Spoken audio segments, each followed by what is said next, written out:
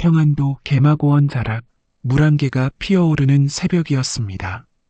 산골 마을 한 귀퉁이에 자리한 초라한 초가집에서 돌찬이라 불리는 25 청년 사냥꾼이 어미의 죽을 끓이며 중얼거렸습니다. 그의 얼굴에는 밤새 걱정으로 잠 못 이룬 흔적이 역력했지요. 어미, 오늘은 꼭 좋은 짐승을 잡아오겠소. 약값이라도 마련해야지요. 아이고, 이 못난 애미 때문에 내가 고생이구나. 차라리 이 애미가 죽어버렸으면 병든 어미가 누운 채로 한숨을 내쉬었습니다. 무슨 소리를 하시는가요? 어미가 계시기에 제가 이렇게 씩씩하게 살 수 있는 것 아니겠습니까? 그런 말씀 다시는 마시옵소서. 돌찬이는 어미의 손을 꼭 잡으며 눈물을 참았습니다. 어미는 지난 겨울부터 몸져 누우셨는데 날이 갈수록 기침이 심해지고 열이 떨어지지 않았지요. 마을의 김의원은 귀한 산짐승의 쓸개가 아니면 낫기 어렵다고 했습니다. 돌찬이는 활과 화살을 챙기며 어미의 이마에 손을 대어 보았습니다. 어젯밤보다 열이 더 올랐지요. 마을 의원은 귀한 산짐승의 쓸개가 필요하다고 했습니다. 오늘은 반드시 노루든 사슴이든 잡아야 했지요. 돌찬아, 너무 깊은 산까지는 가지 마라. 호랑이라도 만나면 어쩌겠느냐. 걱정 마시옵소서, 어미. 제 활솜씨 믿지 않으시나요? 마을에서 저만큼 활 잘 쏘는 사람 없다고 하지 않았습니까? 정말로 돌찬이의 활솜씨는 마을에서 소문이 자자했습니다. 백보박 참새도 맞출 수 있고 바람이 부는 날에도 빗나가는 법이 없었지요. 하지만 요즘엔 짐승들이 깊은 산으로 들어가 버려서 좀처럼 만나기가 어려웠습니다. 아버지가 살아계셨다면 돌찬이가 작게 중얼거렸습니다. 돌찬이의 아버지는 3년 전 큰 물에 휩쓸려 돌아가셨습니다. 그때부터 돌찬이는 홀로 어미를 모시며 사냥으로 생계를 이어왔지요. 마을 사람들은 젊은 나이에 혼인도 하지 않고 호러미만 모신다며 기특해했지만 정작 돌찬이 마음속에는 늘 걱정이 가득했습니다. 산길을 오르며 돌찬이는 이상한 기분을 떨칠 수 없었습니다. 마치 무언가 큰일이 일어날 것만 같은 그런 예감이었지요. 하지만 어미의 병세를 생각하니 그런 어림없는 생각을 할 때가 아니었습니다. 아침 해가 산등성이를 넘어오자 돌찬이는 평소보다 더 깊은 산으로 발걸음을 옮겼습니다. 소나무와 잣나무가 울창한 숲속으로 들어가니 공기도 더욱 맑고 새들의 지저김도 더 또렷했지요. 아버지, 오늘은 꼭 도와주시옵소서. 돌찬이는 아버지의 묘소가 있는 방향을 향해 조용히 절을 올렸습니다. 그리고 활시위를 다시 한번 점검했지요. 오늘은 반드시 어미의 약이 될 귀한 짐승을 잡아야 했습니다. 깊은 산골로 접어들자 맑은 시냇물 소리와 함께 바위 위에서 한 쌍의 노루가 물을 마시고 있었습니다.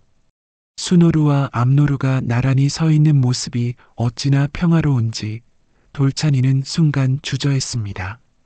저들도 서로 의지하며 사는구나. 하지만 어미의 병든 모습이 떠오르자 돌찬이는 마음을 굳혔습니다. 숨을 죽이며 활시위를 당겼지요.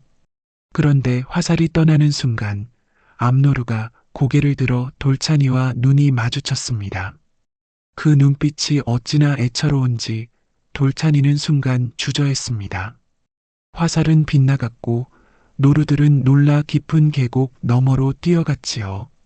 돌찬이는 그 뒤를 쫓았습니다. 어미의 약이 급했거든요. 기다려라. 오늘은 반드시 잡고 말겠다. 바위를 타고 오르며 노루를 추격하던 돌찬이는 점점 험한 절벽으로 올라갔습니다. 노루들은 마치 날개라도 달린 듯 가파른 바위를 가볍게 뛰어넘었지만 사람인 돌찬이에게는 무리였지요. 하지만 어미 생각에 급한 마음이 든 돌찬이는 무리를 했습니다. 이끼가 낀 바위에 발을 딛는 순간 그만 미끄러졌지요. 돌찬이는 균형을 잡으려 했지만 이미 늦었습니다. 어미, 천길 낭떠러지 아래로 몸이 굴러떨어졌습니다. 바위에 머리를 부딪히고 몸이 나뭇가지에 찢기면서 의식을 잃어갔지요. 마지막으로 본 것은 자신을 내려다보는 노루 한 마리의 눈빛이었습니다. 한편 그 무렵 계곡 아래쪽에서는 연하라는 처녀가 약초를 캐고 있었습니다. 20살간 넘은 연하는 일찍 부모를 여의고 외할아버지와 단둘이 살며 약초 캐는 일을 도왔지요. 어머, 이게 무슨 소리지? 위쪽에서 굴러떨어지는 소리를 들은 연하가 고개를 들었을 때 피투성이가 된 사나이가 바위 위에 쓰러져 있는 것을 발견했습니다. 아이고, 큰일 났네. 할아버지. 연하는 급히 집으로 뛰어가 외할아버지인 운초 노인을 불렀습니다. 운초 노인은 젊을 때 한양에서 의술을 배운 분이라 이런 응급 상황에 능했지요. 허허, 이 총각이 어디서 떨어진 게냐? 상처가 심각하구나. 할아버지, 살릴 수 있어요? 다행히 숨은 붙어 있다. 빨리 집으로 옮기자. 할아버지와 연하는 힘을 합쳐 돌찬이를 초막으로 옮겼습니다. 연하는 따뜻한 물을 끓이고 깨끗한 배를 찢어 붕대를 만들었지요. 운초 노인은 상처를 살피며 약초를 다렸습니다. 갈비뼈가 2대나 부러졌고 머리에도 상처가 깊구나. 하지만 다행히 죽을 정도는 아니다. 정말요, 할아버지? 그럼 우리 연하가 정성껏 간병하면 금세 나을 것이야. 연하는 밤새 돌찬이 곁을 지켰습니다. 열이 오르면 물수건으로 이마를 닦아주고 약을 다려서 입에 떠넣어 주었지요. 돌찬이는 사흘 동안 혼수 상태였습니다. 사흘째 되는 날 저녁, 돌찬이가 드디어 눈을 떴습니다. 처음 본 것은 촛불 아래에서 자신을 내려다보는 아름다운 처녀의 얼굴이었지요. 아이고, 정신을 차리셨군요. 연하라는 이름의 그 처녀는 20살 남짓해 보였습니다. 얼굴은 달처럼 둥글고 눈은 별처럼 반짝였지요. 손에는 따뜻한 약죽을 들고 있었습니다. 여기가 어디입니까? 그리고 저는 돌찬이가 일어나려 하자 연하가 급히 말렸습니다. 움직이시면 안 됩니다. 갈비뼈가 2대나 부러졌어요. 할아버지가 정성껏 치료해 주셨으니 며칠은 꼼짝 말고 누워 계셔야 해요. 그럼 제 어미는, 아, 맞다. 어미가 기다리고 계실 텐데 돌찬이의 얼굴이 새파래졌습니다. 아이고, 걱정 마세요. 마을에 사람을 보내 어머님께 소식 전했습니다. 약도 보내드렸고요. 할아버지가 직접 만든 특효약이니까 곧 나으실 거예요. 연하의 말에 돌찬이는 조금 안심했지만 여전히 마음이 놓이지 않았습니다. 고맙습니다. 그런데 저를 구해주신 분이 제가 구했어요. 약초 캐러 갔다가 총각님이 떨어지는 걸 봤거든요. 그때 문이 열리며 수염이 하얀 노인이 들어왔습니다. 연하의 외할아버지인 운초 노인이었지요. 허허, 이 총각이 깨어났구나.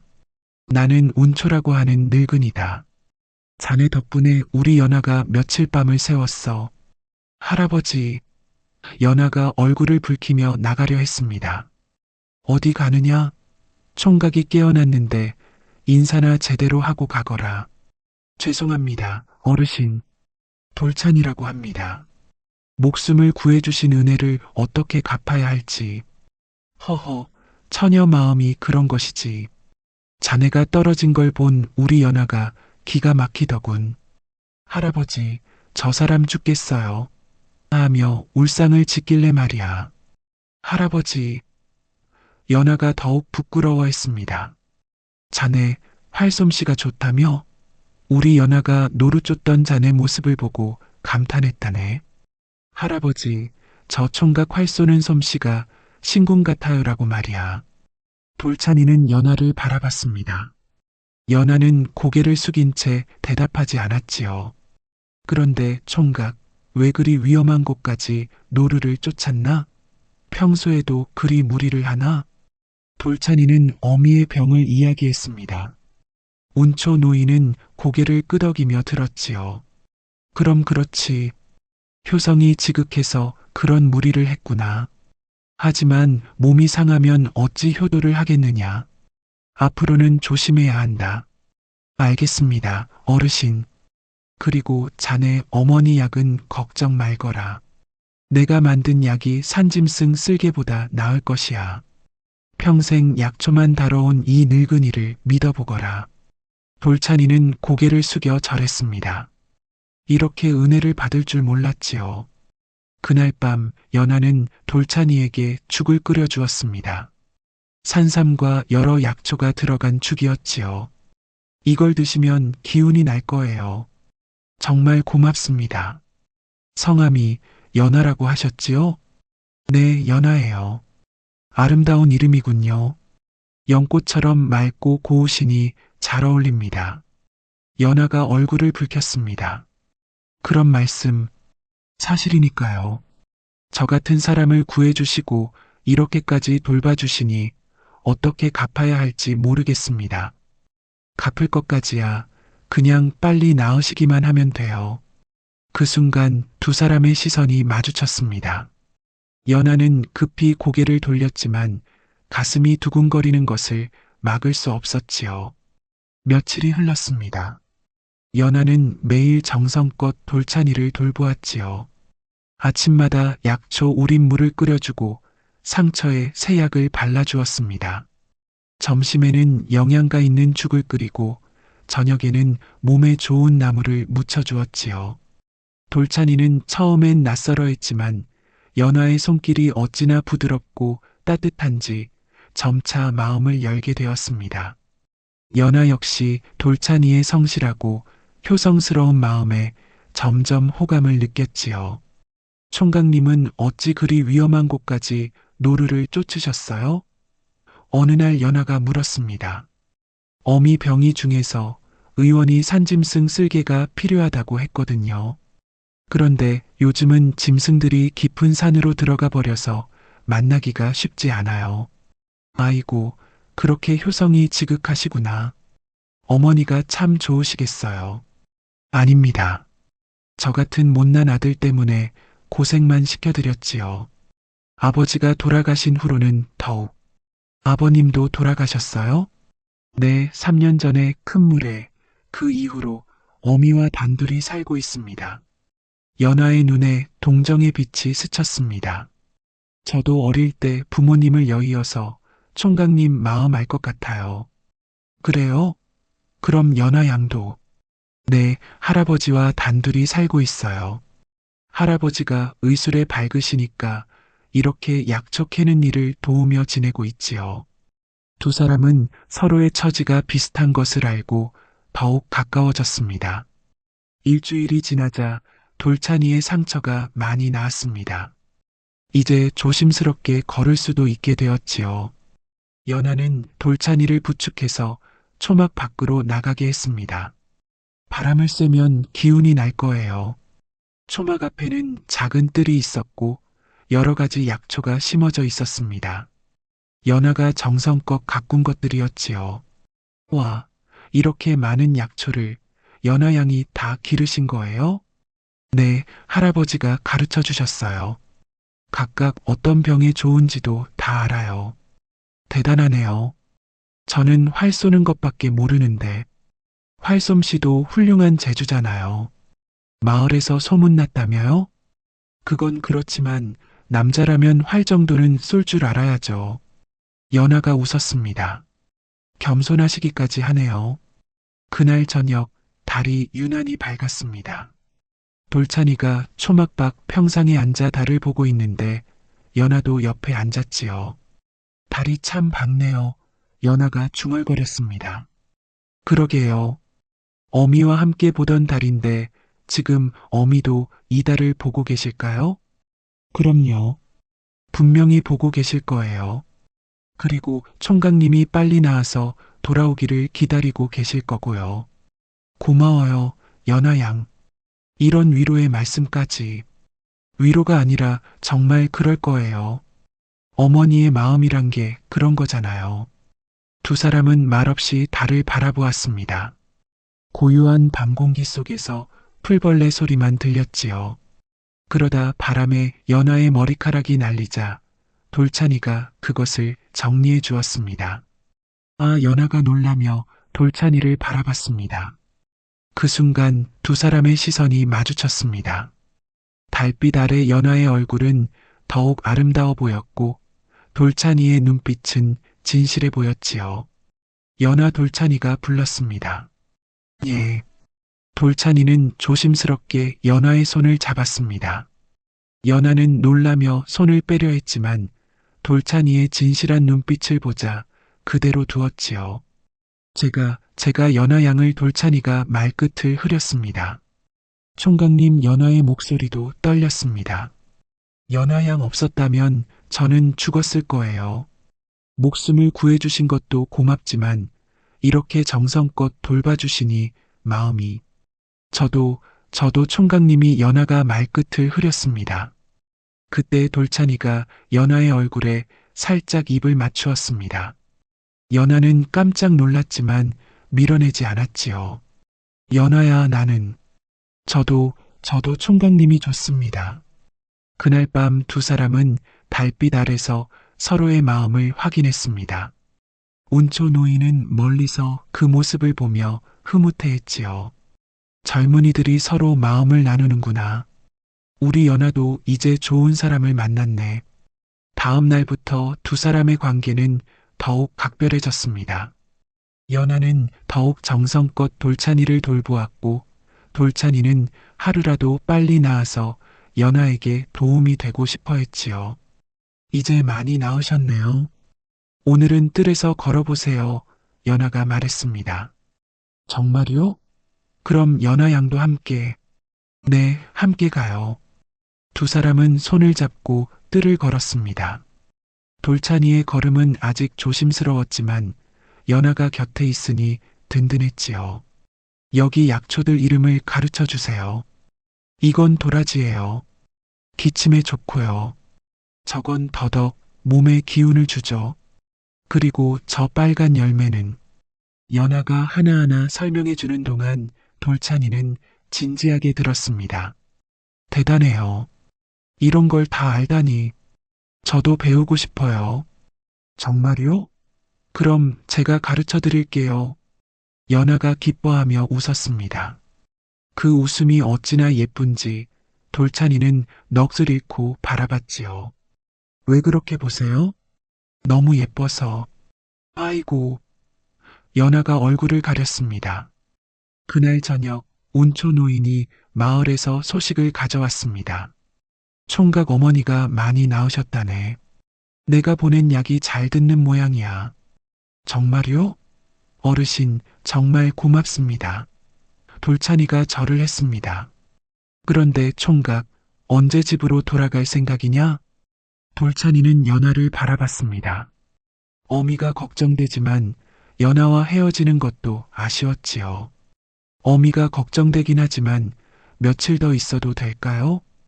허허, 물론이지.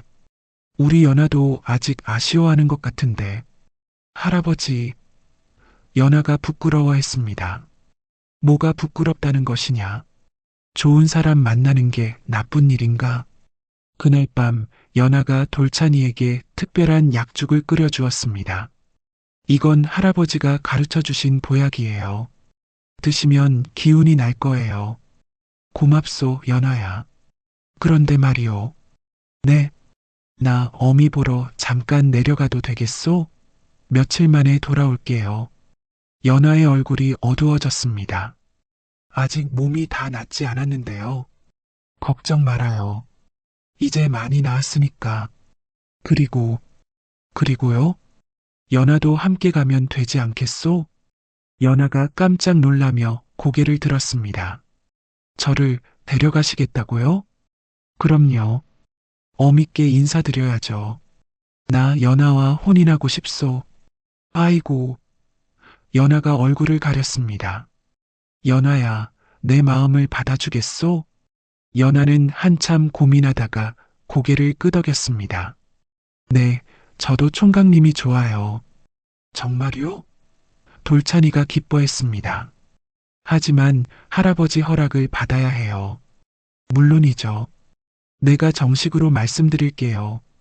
이튿날 돌찬이는 운초 노인에게 정중히 말씀드렸습니다. 어르신, 제가 연하와 혼인을 하고 싶습니다. 허락해 주시겠습니까? 허허, 그럴 줄 알았다. 하지만 총각, 너무 성급한 것 아니냐? 아닙니다. 저는 진심입니다. 연하를 평생 소중히 모시겠습니다. 그래도 예의는 지켜야지. 먼저 내 어머니를 뵙고 정식으로 혼담을 나누자. 알겠습니다, 어르신. 그리고 총각, 아직 몸이 완전히 낫지 않았으니 여기서 며칠 더 쉬어가거라. 감사합니다. 그날 밤 돌찬이와 연하는 달빛 아래서 미래를 약속했습니다. 연하야, 내가 어미께 인사드리고 돌아올 때까지 기다려줄 수 있겠소? 네, 기다릴게요. 하지만 꼭 조심해서 다녀와요. 걱정 말아요. 이제 연하가 있으니 함부로 다치지 않을 거예요.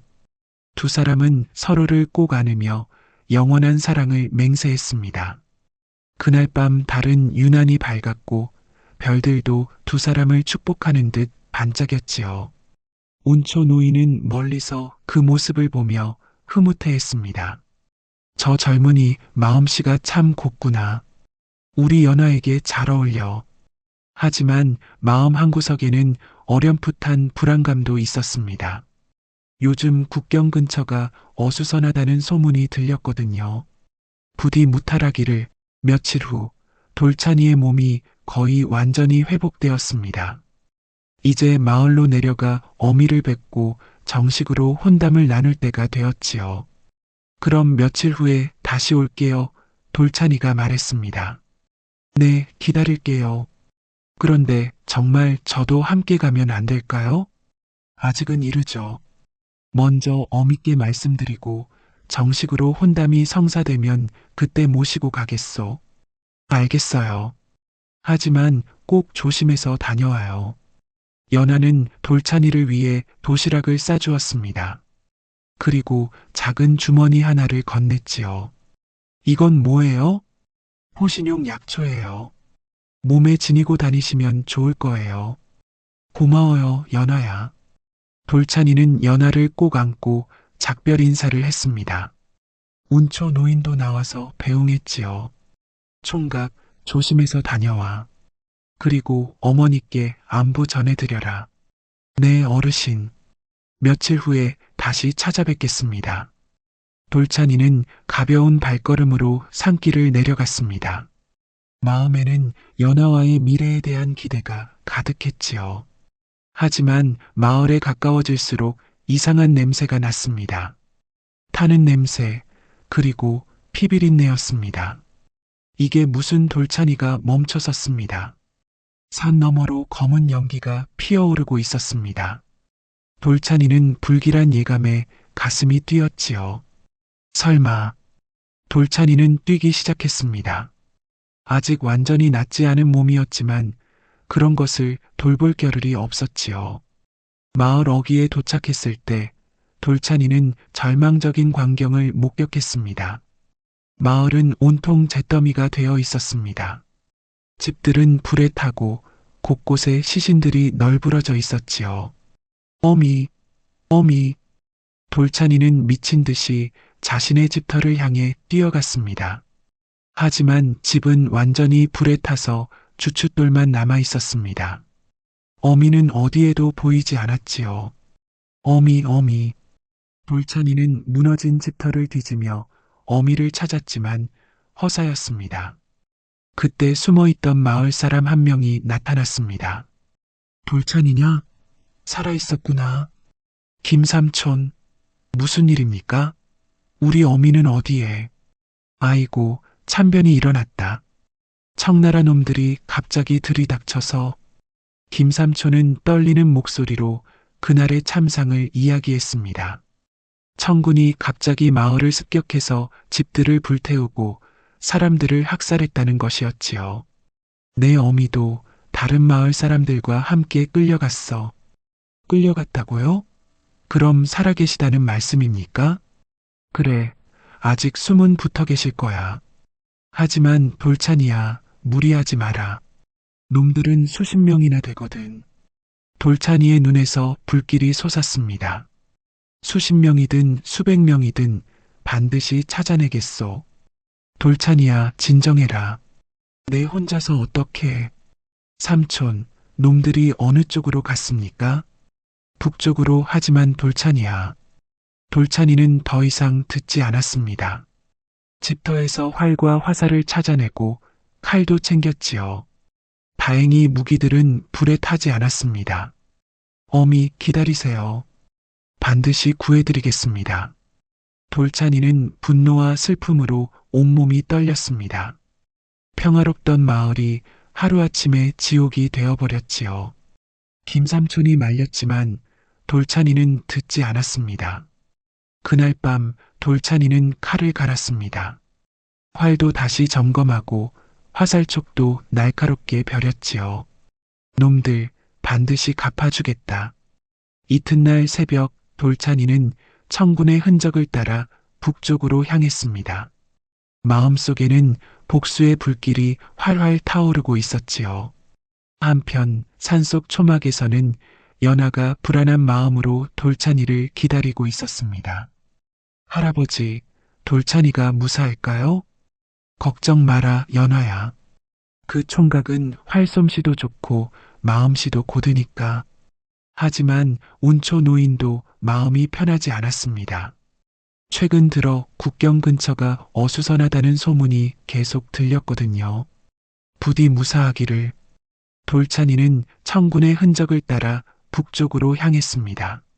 말발굽 자국과 수레바퀴 흔적이 뚜렷이 남아 있어서 추적하기는 어렵지 않았지요. 하지만 시간이 갈수록 분노는 더욱 커졌습니다. 어미, 무사하시기를. 이틀을 걸어서 한 골짜기에 도착했을 때 드디어 청군의 임시 진영을 발견했습니다. 텐트가 여러 개 쳐져 있고 말들이 묶여 있었지요. 돌찬이는 나무 위에 숨어서 진영을 살펴봤습니다. 포로들이 한 곳에 묶여 있는 것이 보였고 그 중에 어미의 모습도 보였습니다. 어미 돌찬이는 눈물을 참으며 안도했습니다. 하지만 청군들이 수십 명이나 되었습니다. 정면으로 맞서기에는 무리였지요. 돌찬이는 신중하게 계획을 세웠습니다. 그날 밤 돌찬이는 행동에 나섰습니다. 먼저 말들을 풀어놓아 혼란을 일으켰지요. 말들이 뛰어다니며 소리를 내자 청군들이 뛰어나왔습니다. 무슨 일이야? 말들이 도망간다. 그 틈에 돌찬이는 활을 쏘아 보초들을 하나씩 제거했습니다. 어둠 속에서 쏜 화살은 정확히 목표를 맞췄지요. 적습니다. 적의 습격입니다. 청군들이 소란을 피우며 무기를 찾았지만 돌찬이는 이미 다른 위치로 이동한 후였습니다. 누구냐? 누가 숨어 있는 것이냐? 청군 장수가 칼을 빼들며 소리쳤습니다. 돌찬이가 나무에서 뛰어내려 모습을 드러냈습니다. 달빛 아래 그의 모습은 마치 복수의 신 같았지요. 조선의 돌찬이라 하는 자다. 우리 어미와 마을 사람들을 돌려보내라. 하나뿐인 조선놈이 감히 우리에게 대든다고? 장수가 비웃었습니다. 웃을 일이 아닐 것이다. 오늘 이곳이 너희의 무덤이 될 테니까. 청군들이 일제히 달려들었지만 돌찬이의 활솜씨는 신궁이었습니다. 연달아 화살을 쏘아 청군들을 쓰러뜨렸지요. 하나도 빗나가는 법이 없었습니다. 이놈, 활만 믿지 말고 칼로 붙어보자. 장수가 칼을 들고 돌진했습니다. 돌찬이도 칼을 빼어 맞섰지요. 좋다. 어미의 원수, 마을의 원수를 갚겠다. 두 사람의 칼이 부딪히며 불꽃이 튀었습니다. 장수는 경험이 많았지만 돌찬이는 복수심에 불타는 젊은이였지요. 이놈이 제법이군. 아직 시작도 안 했다. 돌찬이의 칼놀림은 날이 갈수록 빨라졌습니다. 연하와의 행복한 미래, 어미의 안전, 마을 사람들의 복수까지 모든 것이 이 한 번의 승부에 달려 있었지요. 마침내 돌찬이가 기회를 잡았습니다. 장수의 빈틈을 노려 숨겨둔 단검으로 가슴을 찔렀지요. 이런 놈이. 장수가 피를 토하며 쓰러졌습니다. 나머지 청군들은 장수가 죽자 사기가 떨어져 도망쳤지요. 어미. 돌찬이는 급히 포로들을 풀어주었습니다. 돌찬아, 내가 살아있었구나. 어미가 울며 돌찬이를 안았습니다. 어미, 이제 괜찮습니다. 집으로 돌아가요. 하지만 돌찬이도 상처가 깊었습니다. 혈투를 벌이느라 온몸이 만신창이가 되었지요. 특히 옆구리의 상처가 심했습니다. 돌찬아, 피가 나고 있구나. 괜찮습니다, 어미. 이 정도로는 죽지 않아요. 돌찬이는 어미와 마을 사람들을 안전한 곳까지 데려다 주었습니다. 하지만 그 후 과다출혈로 쓰러지고 말았지요. 돌찬이가 쓰러졌다는 소식을 들은 연하는 할아버지와 함께 급히 달려왔습니다. 돌찬이. 연하가 울며 돌찬이를 불렀습니다. 운초 노인이 맥을 짚어보며 말했습니다. 다행히 생명에는 지장이 없다. 하지만 상처가 심해서 며칠은 위험할 것 같구나. 연하는 밤낮으로 돌찬이를 간병했습니다. 약을 다려 먹이고 상처를 정성껏 치료했지요. 사흘 후 돌찬이가 드디어 눈을 떴습니다. 연하 어떡해. 돌찬이, 정신 차렸어요? 연하가 눈물을 흘리며 기뻐했습니다. 미안해요, 연하야. 걱정 끼쳐서. 무슨 소리예요? 어머님을 구하신 게 얼마나 다행인지. 정말로 어미가 옆방에서 쉬고 계셨습니다. 어미는 돌찬이가 깨어났다는 소식에 기뻐하셨지요. 이 불효막심한 놈아. 혼자 그런 위험한 일을 다하고 어미가 눈물을 흘렸습니다. 어미 죄송합니다. 하지만 어미를 구할 수 있어서 다행입니다. 아이고, 이제 그만 고생하자. 우리 연하가 얼마나 걱정했는지 모른다. 어미는 이미 연하를 며느리로 인정하고 계셨습니다. 연하의 정성스러운 간병을 보며 마음을 열게 되신 것이지요. 그때 운초 노인이 들어왔습니다. 허허, 총각의 활솜씨가 그리 좋다더니 정말이었구나. 청군 수십 명을 혼자 당했다니.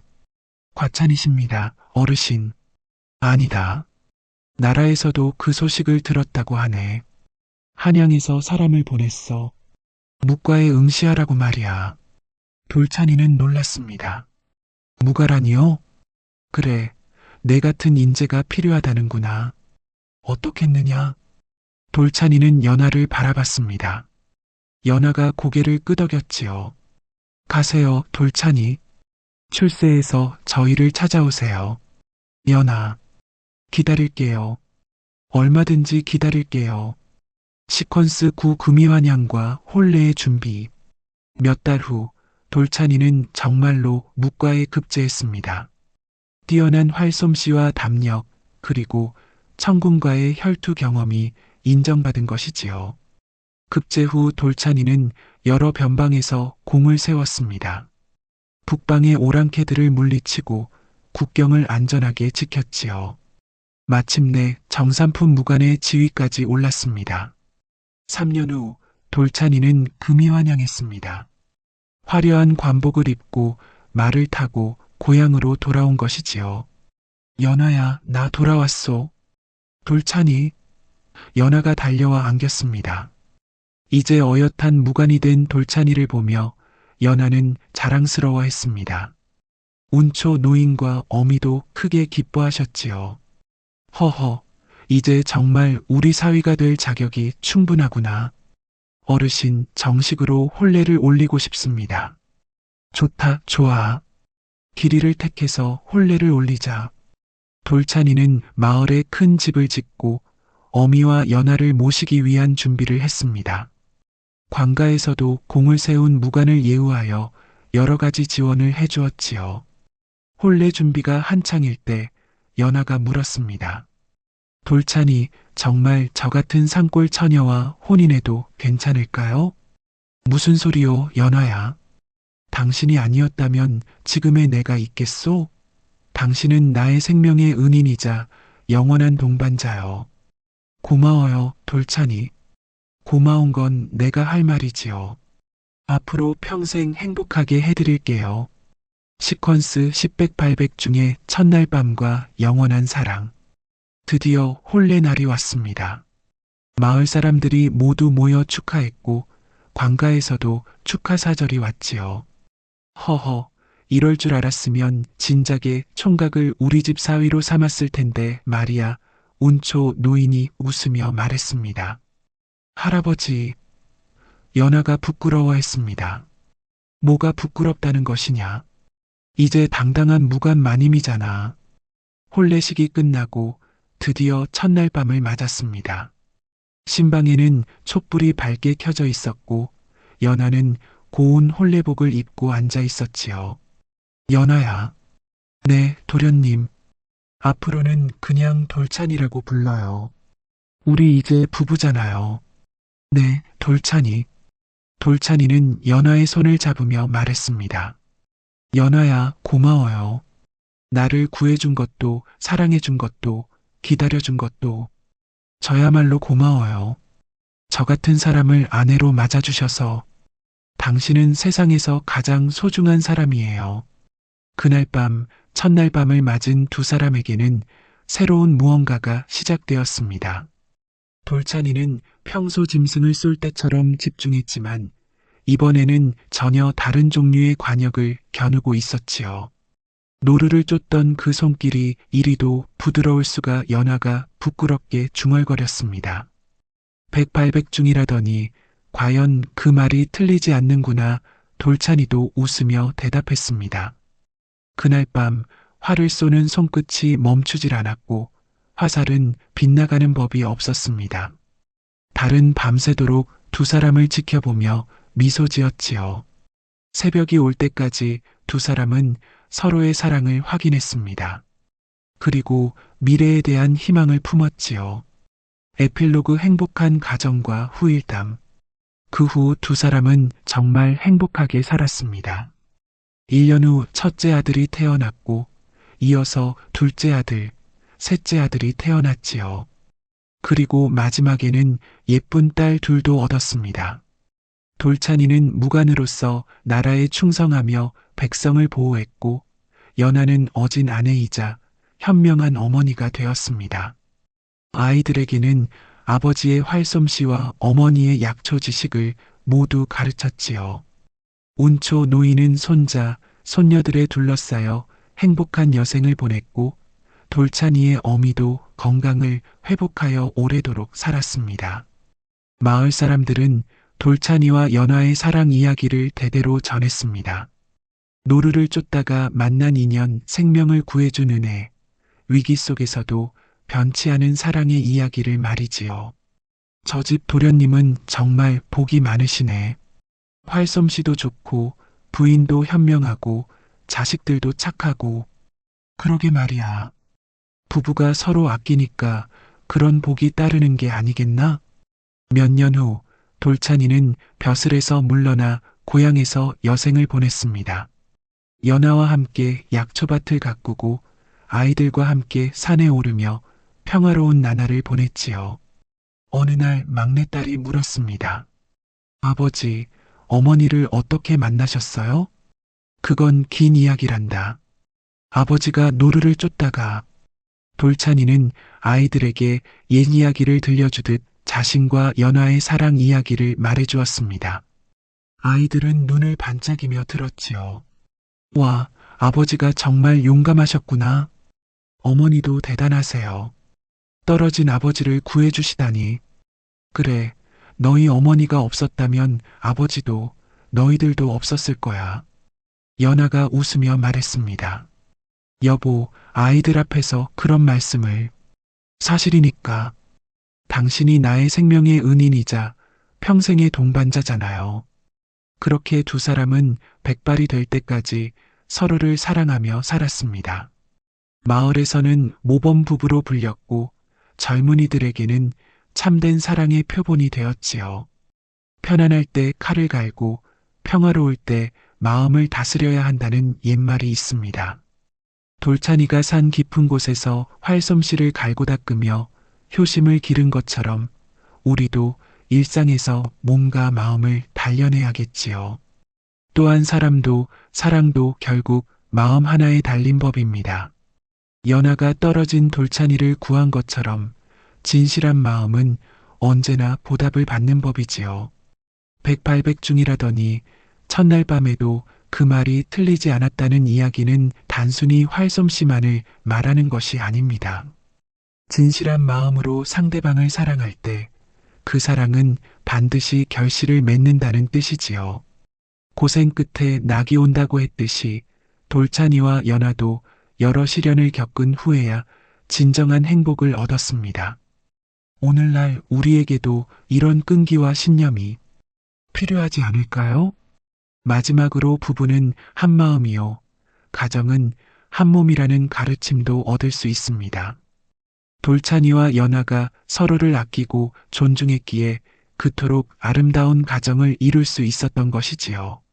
노루를 쫓다 인연을 맺고 원수를 갚은 뒤에야 첫날을 맞이한 이 야담이 오늘날 우리에게도 사랑과 가정의 소중함을 일깨워주는 작은 교훈이 되기를 바라며 이만 줄입니다.